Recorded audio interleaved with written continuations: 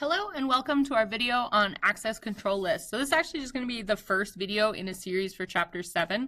And in this video, the goal is to go over kind of what is an access control list, why do we use it, and then I'm going to make a separate video on wildcard masking because it can be the math part and people can get a bit confused with that. So just a quick summary to get you interested why we use ACLs is that when we're looking at firewalls in this day and age, they're mostly configured using access control lists, which contain access control entries or ACEs, but we'll get into a little bit of detail on that further. So we're mostly going to be configuring our ACLs on Cisco routers, so I was working with Cisco in this course, and the goal of this chapter is that you can troubleshoot issues with them, you can set them up, you have an understanding of how they work. So you'll go through some different activities on that.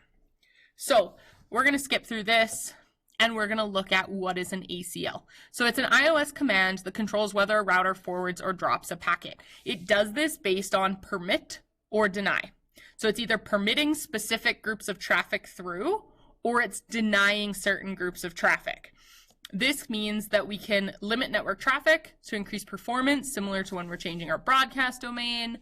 We can provide some traffic flow control, so we can restrict certain deliveries or drop certain traffic that's coming from unknown sources. There's a basic level of security in the network that can be allowed, and we can also use it to filter traffic based on traffic type.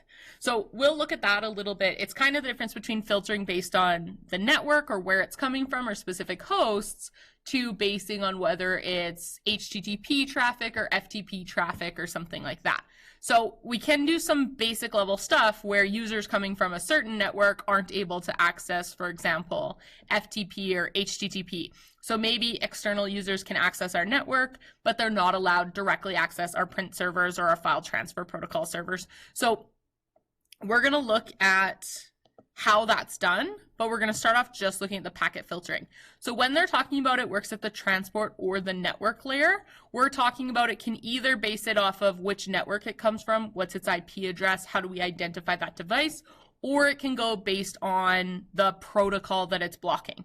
So similar to what I said, at the network layer, we're blocking either everything from a certain network or allowing everything from a certain network, or we're blocking a certain IP address, or we're allowing a certain IP address or a certain set of that. Transport is we're either allowing FTP traffic or we're blocking FTP traffic or HTTP. We're kind of blocking different sorts of protocols that are and aren't allowed.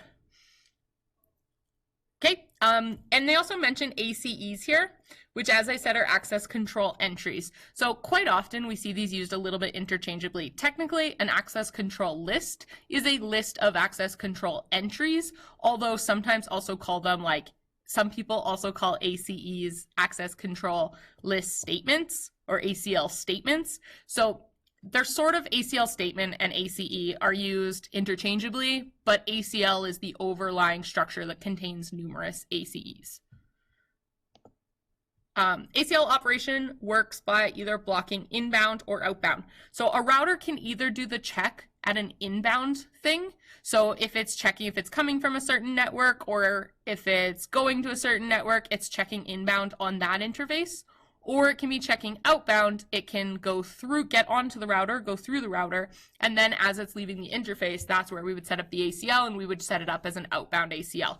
You're going to see that when you configure your access control entries, you're going to actually need to set them as outgoing or inbound, so you're going to need to know which side they're on, but we'll get into the specifics of that as we set it up.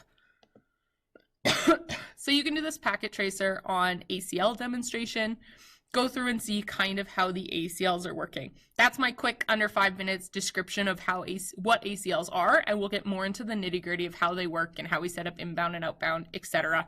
in the next set of videos.